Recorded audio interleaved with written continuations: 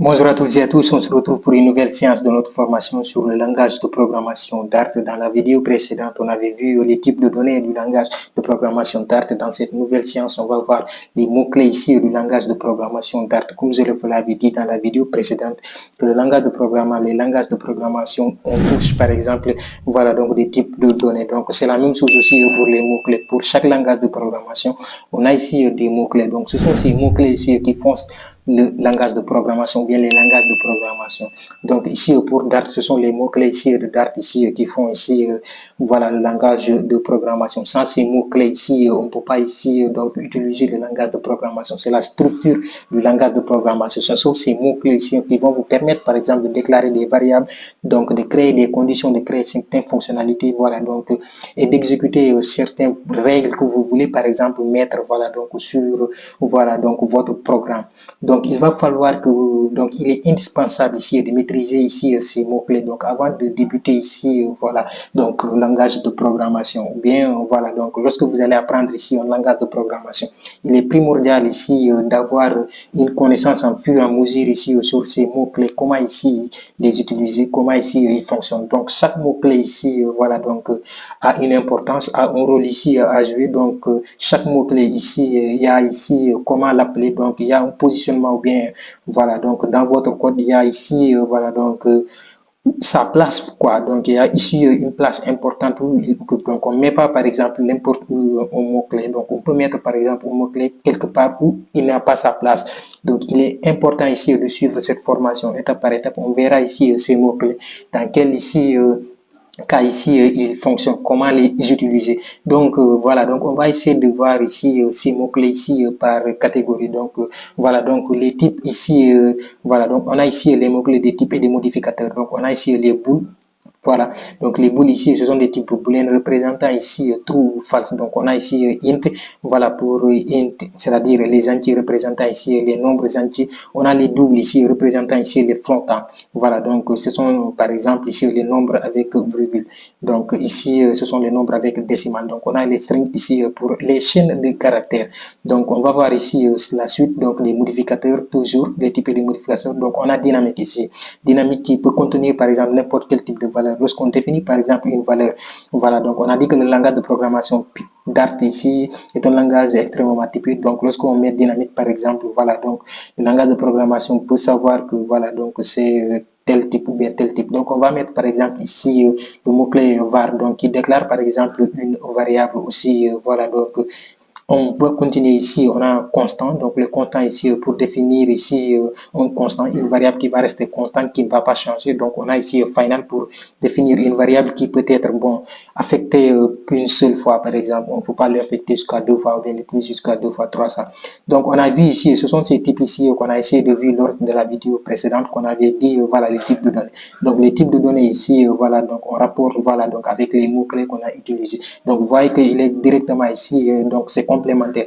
On ne peut pas ici directement s'en passer. Donc on va continuer ici toujours pour essayer de voir d'autres catégories. Donc on a ici les flux, les contrôles de flux. Donc on a ici if qui exécute un bloc par exemple si une condition est vraie. On a else qui exécute par exemple un bloc si par exemple une condition est fausse. On a ici suite qui exécute un bloc par exemple de code parmi plusieurs en fonction par exemple d'une valeur.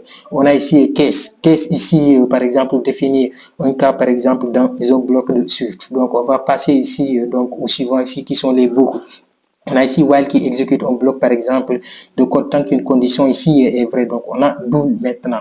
Donc do ici exécute par exemple ici un bloc ici de code au moins ici une fois.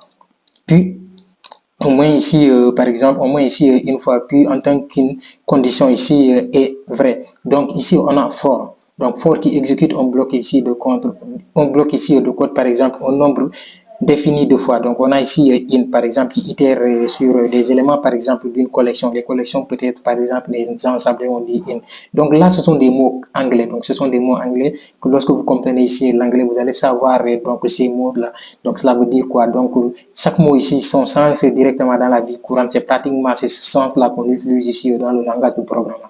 Donc l'anglais est essentiel, par exemple, sur les langages pour pouvoir apprendre la programmation. Donc on a ici la gestion, par exemple, des flux. Donc pour la gestion des flux ici, on a par exemple les breaks.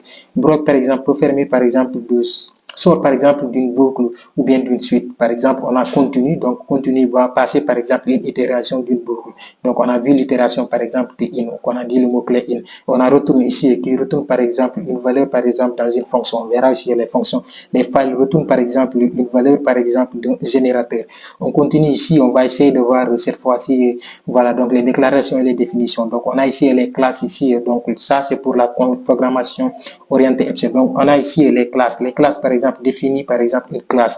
On a enum qui définit par exemple un ensemble de constantes ici nommées. Donc on a ici stn par exemple ici, bon, qui hérite par exemple d'une classe parent. Donc on verra cela aussi, la programmation orientée objet ici en Dart. Donc on a ici implement par exemple ici qui permet par exemple d'implémenter par exemple une interface. Donc on a ici les modificateurs et interfaces. Donc on a ici le Vif. Donc le Vif, comme vous le savez, c'est avec, donc ajoute par exemple une fonctionnalité à une classe, donc abstract ici, qui définit par exemple une classe abstraite. On a ici interface qui définit par exemple un contrat pour une classe. Donc Mixim, voilà, excusez-moi, Mixim ici qui ajoute par exemple des fonctionnalités à une classe. Donc on verra ici tout cela. Donc lorsqu'on verra ici donc la programmation orientée objet, on a ici la gestion par exemple des exceptions ici. Donc la gestion des exceptions avec les tries ici qui exécute un bloc de code qui peut être déclenché une exception, qui peut déclencher une exception. Donc, on a ici les cases qui gèrent, par exemple, une exception si elle est levée. Donc, on a ici les finally, donc qui exécutent un bloc de code qu'une, par exemple, exception soit levée ou non. Donc, on a ici les true qui lèvent, par exemple, une exception. Donc, tout cela, on verra cela. Donc, ici, donc la suite des exceptions, on a ici le true, le retour.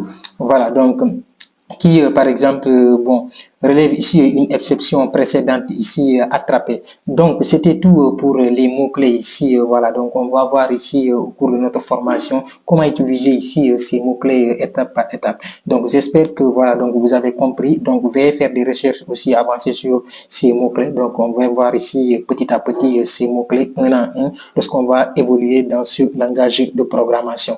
Donc dans la vidéo précédente qui va suivre, lorsqu'on va voir même les par exemple variables, donc on va commencer à utiliser ces mots-clés. Donc, j'espère que cette vidéo ici vous a plu et que vous avez compris. Donc, n'oubliez pas ici de vous abonner, d'activer la cloche de notification pour ne rater qu'une de nos prochaines vidéos. On se dit à très bientôt pour une nouvelle séance.